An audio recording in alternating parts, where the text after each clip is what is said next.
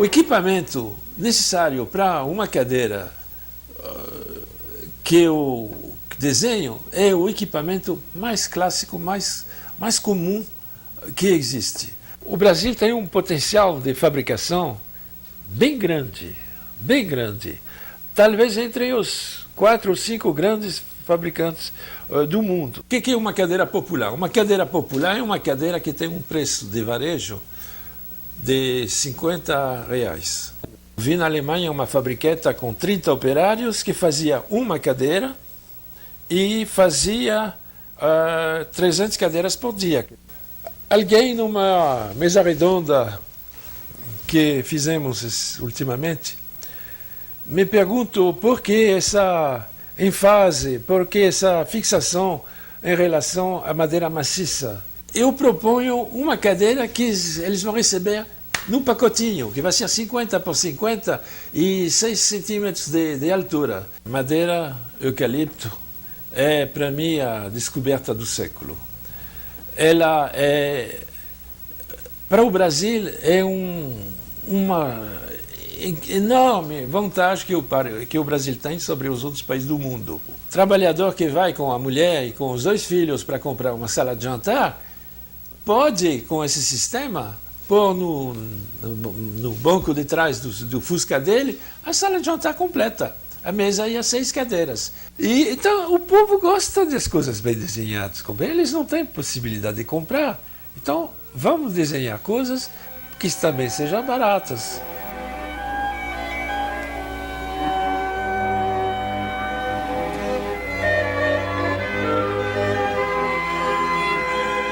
O que é uma cadeira popular? Uma cadeira popular é uma cadeira que tem um preço de varejo de R$50. Mas, quer dizer, menos é muito difícil de conseguir. Estou falando do preço do consumidor. Para ter uma ideia do que é a quantificação desse mercado popular brasileiro, vou jogar aqui umas cifras que eu levantei ultimamente. A Bergamo, por exemplo, que é uma fábrica de dormitórios, fabrica 15 mil dormitórios por mês. O canal de venda Ponto Frio vende mais ou menos 10 mil dormitórios por mês. Um pedido normal do Ponto Frio, ou então das Casas Bahia, de todos esses grandes canais populares, é de 600 a 800 conjuntos de jantar. Conjunto de jantar e a mesa e 4 cadeiras. Então, isso dá a um produto popular umas diretivas que são muito importantes. Então, o conceito de fabricação tem que ser uma fabricação em série extremamente organizada, onde cada posto de trabalho é estudado para ter uma sequência realmente econômica do ponto de vista mão de obra. Então, essa cadeira, por exemplo, ela tem que ser feita em menos de 1 hora. Menos de 1 hora é o limite aceitável para uma cadeira econômica. Portanto, você tem que pensar nas juntas, você tem que pensar na toda a sequência das operações de usinagem para caber dentro desses 60 minutos, ou 50 minutos, ou 45 minutos, se for possível. Eu vi, isso não é nada de extraordinário. Eu vi na Alemanha uma fabriqueta com 30 operários que fazia uma cadeira e fazia 300 cadeiras por dia, quer dizer, 6 mil cadeiras por mês com 30 operários, nas condições brasileiras. Não tinha nenhuma máquina extraordinária, eram simplesmente postos de trabalho sequentes e bem organizados. Tem um ponto que a gente podia talvez desenvolver. Conceito tradicional do móvel popular como um móvel kitsch. Isso?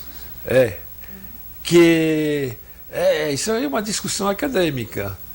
Não sei a que ponto eu estou com razão, mas meu ponto de vista é o seguinte: o, o consumidor da faixa B inferior e C não tem escolha. Tudo que você vê no mercado é uma tremenda porcaria do ponto de vista desenho. Sim. Então, mas o povo gosta. O povo gosta, não. O povo compra isso porque não tem escolha. Bom, nos 300 operários que eu tive na mobília contemporânea, todos eles estavam loucos para comprar nossas coisas que eram destinadas à classe média, compreende? Mas não tinha o preço, o custo. Então nós reservamos tudo que é móvel que tinha um defeitinho, que tinha uma mancha, nós reservamos para venda para o pessoal.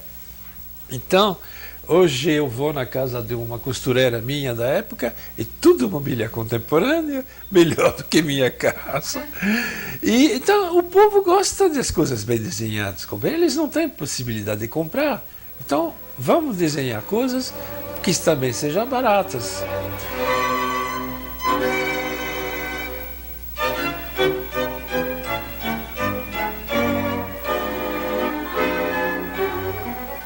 Hoje eu gostaria de explicar um trabalho que já estou fazendo há mais ou menos 4 anos, que é a tentativa de desenvolver, com um bom nível de design, uma cadeira popular. Popular sendo que ela é barata. Eu acho dentro do mais barato possível. Então, primeiro eu vou lhe mostrar a cadeira, depois nós voltaremos a analisá-la melhor. Então, essencialmente, as duas características que eu acho que devem ser consideradas, ela não tem nenhuma pretensão de criação estética, mas ela é barata porque ela utiliza a madeira como matéria-prima, a madeira do eucalipto, que é a madeira mais barata que existe. E que ela é composta inteiramente de sarrafos de 5 centímetros de largura por 2,2 de grossura e os comprimentos variáveis, o que permite a secagem muito fácil ao tempo, sem grandes equipamentos. 2 variações para comercialização. Assento ripado e assento estofado. Evidente que essa forma seria a forma mais sofisticadinha. Bom, a origem dessa cadeira é a cadeira mais comum que existe no mercado. Aí, e a cadeira de ripas com o seguinte defeito, que ela é toda ortogonal. O encosto tem ângulo reto com assento, que é ângulo reto com os pés da frente. Então, simplesmente, uma pequena inclinação do assento, 5 graus, e uma inclinação do encosto de 100 graus em relação ao assento, já a tornam quase confortável. Essa cadeira foi para a Inglaterra, porque a Inglaterra é um país da Europa que aceita e que conhece a madeira do eucalipto. A Inglaterra está acostumada em ter móveis de eucalipto, feitos na África do Sul ou então na Austrália, que é a terra de origem do eucalipto. Então, para mim, é um futuro fantástico, porque é uma madeira de reflorestamento, portanto, com todas as vantagens da madeira de reflorestamento, e ela é aceita para exportação, enquanto madeiras de extração da Amazônia não é aceita mais na Alemanha, nem em outros países. A Holanda parece que também não aceitam mais. Então, tem que ser um produto de reflorestamento. Ela foi para a Inglaterra, essa cadeira, sem nenhuma pretensão, recebi um fax com um croquis que eles queriam uma cadeira desse tipo. Eu tenho um fax aqui, aliás, se quiser depois eu lhe mostro. Então, foi feito sábado, domingo e segunda-feira o protótipo, foi mandado terça-feira e a resposta foi que pode fazer 10 mil para começar e 6 mil mesas, quer dizer, foi aceito imediatamente. Infelizmente, a fábrica com quem eu trabalhava na época não tinha nem condição de fazer essa quantidade. Bom, outra experiência sobre a quantificação que eu acho interessante de dar. Fiz outra cadeira torneada, também em eucalipto e com os mesmos princípios, e foi mandado nos Estados Unidos, e resposta também surpreendentemente positiva. Gostamos, só o preço era considerado alto. O fabricante exagerou. Em lugar dos $20, que eu acho que devia ser o preço, ele deu $35. Então é evidente que foi recusado. Mas o comentário foi o seguinte: olha, se vocês conseguem fazer essa cadeira por $20, nós compramos 50 mil cada 3 meses. Bom, são quantidades que são extremamente gostosas de considerar. E então é esse objetivo que eu estou tentando atingir. Como designer, eu recebo meus royalties, não? Então, quanto maior a quantidade da produção, melhor meu rendimento, não? Expondo minha experiência profissional, pessoal, descobri uma coisa muito triste, que até agora estou sozinho nesse deserto de material de design que é um produto popular. Tem um outro designer de Curitiba, o Guilherme Bent, que já tem essa experiência e ele entrou no ponto frio e daqui a pouco nós vamos ser talvez mais do que 2.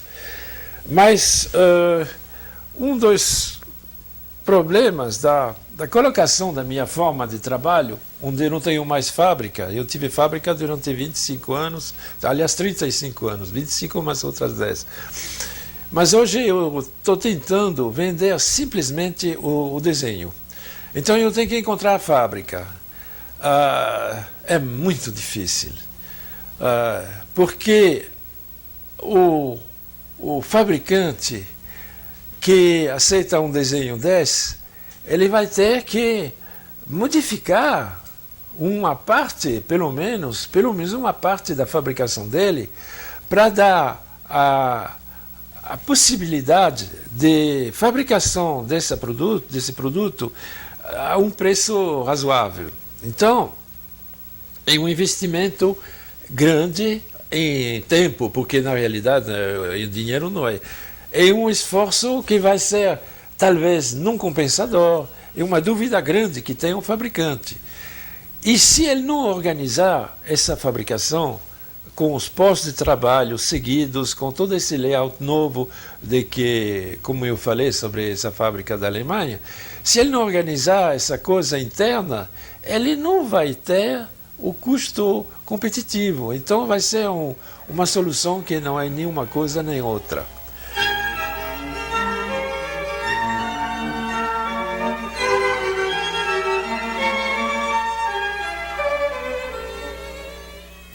Quando desenho um produto, mas vamos dizer, quando desenho mais especialmente uma cadeira, e uma cadeira destinada a esse mercado de série,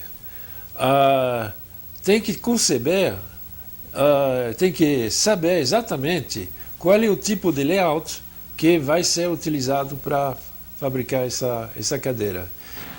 O equipamento necessário para uma cadeira que eu desenho é o equipamento mais clássico, mais comum que existe. Não precisa importar esses centros de usinagem de $200 mil com computador, etc. Vamos ficar com uma tecnologia do terceiro mundo mas um produto bem adaptado que permita, da mesma forma, que tenha uma aceitação internacional da mesma forma do que se fosse feito com esses equipamentos muito sofisticados.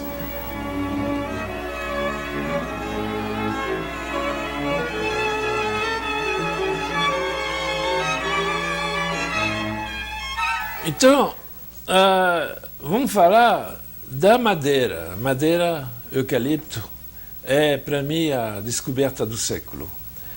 Ela é, para o Brasil, é uma enorme vantagem que o Brasil tem sobre os outros países do mundo.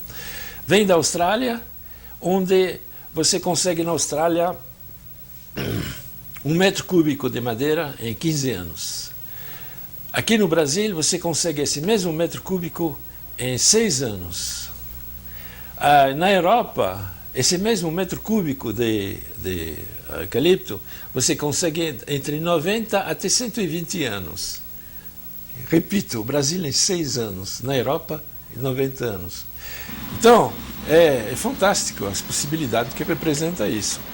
Uma madeira de densidade mais ou menos 60, corresponde ao mogno, um pouquinho mais duro, não chega ao marfim, mas é quase, é madeira de lei mesmo. Ela se trabalha muito bem na usinagem, corte perfeito, furação muito bem e, vantagem que eu achei enorme, a colagem. A colagem é excelente. Então a gente pode considerar certas peças, por exemplo, como esse encosto redondo, que é feito por colagem de 3 sarrafos. É uma forma muito econômica de fazer isso, porque é feito a frio. Então, essa madeira nos permite, dentro de uma tecnologia de terceiro mundo, extremamente simples, como é o que nós temos no Brasil, nos permite uma quantificação muito boa de produção e preços altamente competitivos. As restrições, porque não tem nada de perfeito, totalmente, não? As restrições à relação dessa madeira é uma só. Ela é muito pouco homogênea, quer dizer, ela tem um desenvolvimento onde tem tensões dentro da madeira muito irregulares. Então, ela tem uma secagem delicada. É um pouquinho difícil. Não é mais do que isso. É um detalhe que ainda não está muito bem resolvido. A IPT está tentando resolver, a Duratec já está tentando resolver, mas praticamente está maduro. Está quase certo que até o fim do ano nós vamos ter condição de secar essa madeira de uma maneira industrial e econômica. Alguém numa mesa redonda que fizemos ultimamente me perguntou por que essa ênfase, por que essa fixação em relação à madeira maciça e por que não se desenvolver produtos populares à base de aglomerado. O aglomerado é umas fibras de madeira constituídas com resina, com prensa, etc. Então eu vejo assim, o bom aglomerado não existe no Brasil. MDF não existe no Brasil, veio importado, etc. Por outro lado, a qualidade do aglomerado europeu ou americano, mas particularmente europeu, é muito melhor, é muito maior, a qualidade é maior do que o aglomerado feito aqui no Brasil por fábricas obsoletas. Também tem o fato de que, diante desse futuro fantástico do país, do Brasil, na madeira maciça, nesse sucesso incrível do reflorestamento à base do eucalipto, ninguém pensa em aglomerado. Aglomerado você vai competir com... vai ser incompetitivo, enquanto no maciço você vai ser altamente competitivo. Então, eu acho que todos os fabricantes, os designers e o pessoal do móvel está pensando hoje em maciço por essa razão. O maciço oferece, quer dizer, os produtos feitos com maciço oferecem um futuro muito, muito mais promissor do que os produtos feitos com o aglomerado.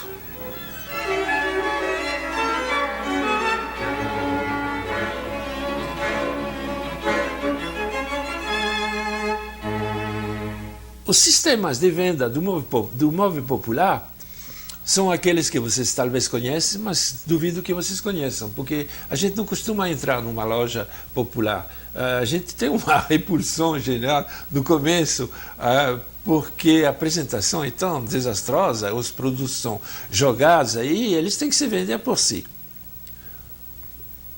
O sistema deles é receber cadeiras já inteiras, estocar inteiras e distribuir inteiras. Então, eu proponho uma cadeira que eles vão receber num pacotinho, que vai ser 50 por 50 e 6 centímetros de altura.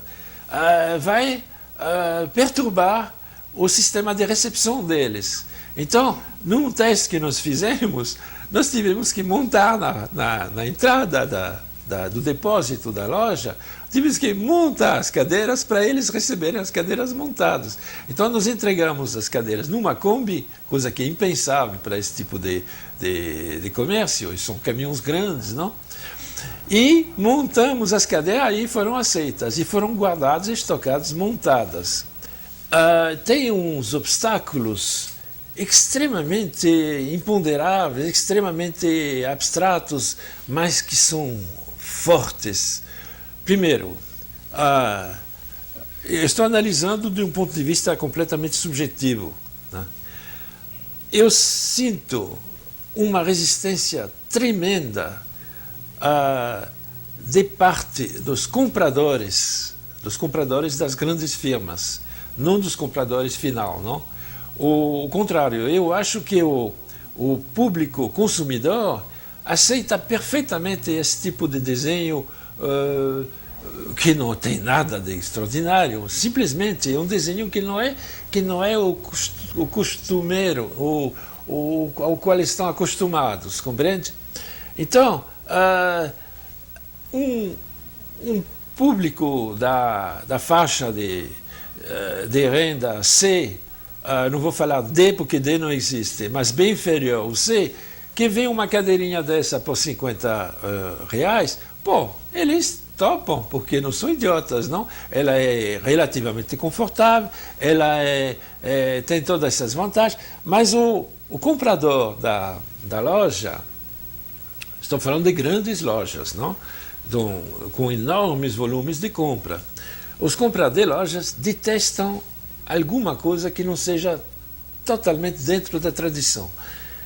Então, eles acham isso não vai pegar, isso não vai vender porque é diferente. Não tem argumento, não? Vamos tentar e vamos ver o que vai acontecer. Eles acham que um modelo, o que eu vi, é muito pouco brasileiro, é muito europeu, e eles são contra um monte de novidade, de detalhe que estão contidos que estão incluídos nesse tipo de desenho. Por exemplo, eles são contra a desmontabilidade. É um contrassenso tão grande de minha parte ser contra a desmontabilidade.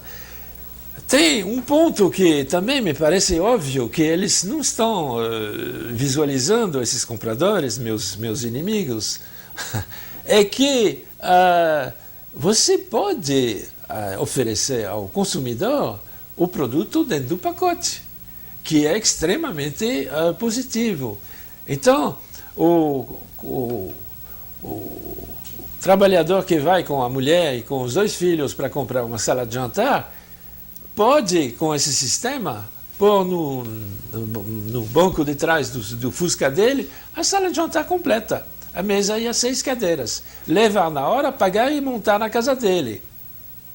Em lugar de esperar, às vezes, um mês, às vezes 15 dias, às vezes mais, que venha um caminhão no cantinho onde ele mora e para entregar o móvel montado.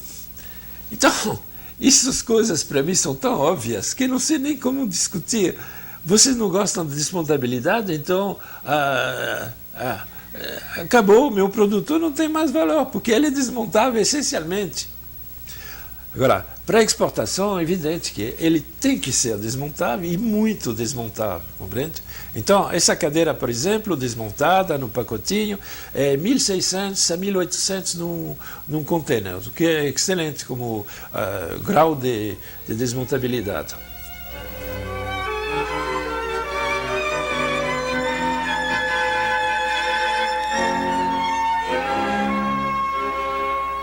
Em 1950, realmente houve uma curiosa concentração de design no Brasil.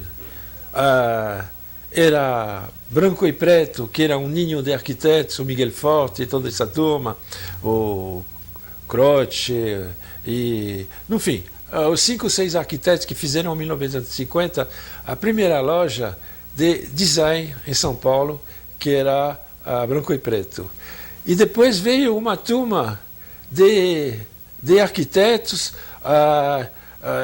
cada um fazendo no seu cantinho, repetindo a mesma fórmula. Era o Sérgio Rodrigues no Rio, nós em São Paulo, junto com Ernesto Rauner, que fez a mobilinha, junto com o Geraldo de Barros, que fez a Unilabor, que depois se virou objeto. A ideia era a seguinte: apresentar ao consumidor de classe média um pacote de produtos, cada um concorrente com o outro, mas isso é muito bom, era essa emulação que foi tão positiva, um pacote de equipamento completo da casa. Então tinha móveis para a sala de estar, jantar, dormitório, tinha no fim uma quantidade grande de produtos e cada um tratava esse pacote de uma maneira diferente, de tal maneira que o consumidor, nessa época, 50, 55, até 60, tinha uma escolha, entre Rio e São Paulo, uma escolha realmente de excelente nível em matéria de móveis residenciais. Uma conhecida nossa, europeia, de passagem no Brasil, comentou comigo como essa pessoa ficou admirada de encontrar um nível de design tão bom nessa época. Depois, a fórmula, o tempo passou, não? E a fórmula entrou em decadência porque hoje em dia ela é completamente obsoleta. Hoje em dia você não pode conceber é muito artesanal, não pode conceber um pacote de 60, 70 produtos feitos por uma fábrica. A fábrica não tem condição de fazer isso economicamente. Tudo bem. O segundo passo que eu acho da evolução do móvel nesses últimos anos é a entrada da Tokyo-Stock nos anos 78 e 80, que é uma marca realmente histórica. O móvel desmontado, vendido em pacote, aceito por 90% do consumidor, montado na casa deles. Isso aí realmente é uma novidade incrível. E também o fato que a Tokyo-Stock apresentou uma variação incrível de produtos, porque a Tokyo-Stock está totalmente desligada das fábricas. São comerciantes que não querem saber de fábrica e eles têm eu acho exagerado, mas uma variação enorme de produtos, e o produto que é bom fica, o produto que é ruim morre, e essa renovação é semanal, é incrível a quantidade de sugestões que eles recebem, algumas sugestões de profissionais e outras não de profissionais, e o resultado é essa nova forma de conceber um móvel. Você precisa de uma mesa, vai na Tokenstock, compra uma mesa, atrás da mesa e monta em casa. Uma observação que convém fazer é a seguinte: nos anos 50, 60, nessa fase onde você tinha no mercado de São Paulo e do Rio umas 10 firmas, cada uma apresentando um pacote de produtos diferente, e todos eles válidos do ponto de vista de desenho, nessa época a fábrica foi criada para suprir a loja. Então, a fábrica era uma grande marcenaria, onde a gente tentava enfiar dentro desse espaço uma quantidade de produtos enorme. Cada pacote dessas firmas, Mobilinha, Oca, Mobília Contemporânea, etc., cada firma dessas tinha uns 50, 60, nós tínhamos 60 na Mobília Contemporânea. Eu me lembro que na mesma época a Oca tinha 200 produtos diferentes. Então, nenhuma fábrica é capaz de produzir de uma maneira econômica, de uma maneira rentável, 200 produtos. É uma marcenaria, é um artesanato confuso que tem que organizar. A diferença hoje é a seguinte, que você tem fábricas que fazem uma cadeira. Em Votuporanga, eu estou trabalhando para uma fábrica que faz uma cadeira e uma mesa. Eles fazem 7.000 cadeiras por mês e 1.500 mesas por mês. E eles querem mudar o tipo de cadeira, mas eles vão fazer uma cadeira só, compreende? Isso também é característico dessa evolução do mercado brasileiro. A Tokenstock aproveita disso, porque a Tokenstock tem uma variação de produtos, todos eles feitos numa fábrica. Então, é interessante de ver que a Tokenstock tem 2.000 produtos e 800 fornecedores. Então, tem muito poucos produtos por fornecedor, porque eles têm justamente a condição de fazer a série que é rentável.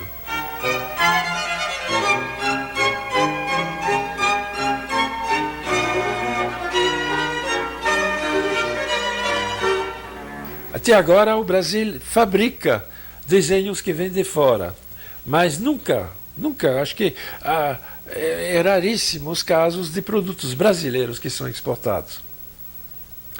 Bom, então isso é um outro ponto que eu queria explicar agora. O Brasil tem um potencial de fabricação bem grande, talvez entre os 4 ou 5 grandes fabricantes do mundo. Mas não sabemos, porque São Bento do Sul, por exemplo, que é um centro de fabricação, também tem lá no sul, tem, como se chama, perto de Porto Alegre, esqueci o nome. Agora tem, no norte de São Paulo, tem Votuporanga, Mirassol. São concentração de 100 fábricas extremamente bem equipadas.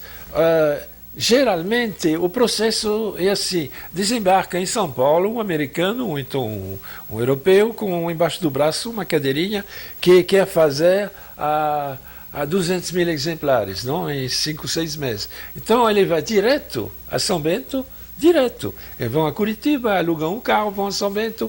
E São Bento, que é uma cidadezinha de Santa Catarina, vê chegar todo dia uns 3 ou 4 compradores desse tipo. Então, eles percorrem as 100 fábricas do local e mandam fazer esses produtos que é desenho deles, não? O Brasil produz isso, exporta quantidades assombrosas. Em 1993, por exemplo, um importador holandês encomendou durante um ano 1000 containers, importou 1000 containers daqueles duplos de 40 pés, 1000 containers feitos lá em São Bento. 1000 containers, são quase 100 containers por mês, são quantidades enormes. Mas ninguém sabe, porque esse processo vem o produto, é feito o produto e é exportado um desenho de fora, não? Tudo bem. Eu gostaria de participar de uma inversão na corrente, que o Brasil venda também nessas mesmas quantidades, mas um produto concebido aqui. Seria realmente uma novidade. Então, o Brasil é um grande exportador de móveis, mas não é um grande exportador de desenho. É um grande exportador de mão de obra. Só falta o desenho na história.